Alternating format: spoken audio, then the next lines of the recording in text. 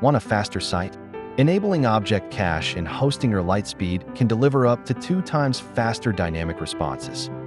Before we start, make sure you're logged into hosting or hPanel and into your WordPress admin, and that Redis or Memcached is available. Open your WordPress dashboard and click LiteSpeed Cache in the left menu. Then go to the Cache Settings tab and select Object Cache. Turn on Object Cache and choose Redis as the object store. Enter the Redis host, port, and password from Hostinger, then save and run the test connection. Confirm the test connection shows success before proceeding. Purge all caches from LiteSpeed and then warm key pages by visiting them once. Run a quick benchmark or use a simple request test to compare before and after results. You should see roughly 2 times faster dynamic responses thanks to object caching.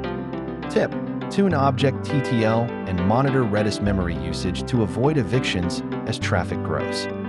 That's it. Object cache is enabled. Subscribe for more quick Hostinger tips and repeat these steps whenever you update caching settings.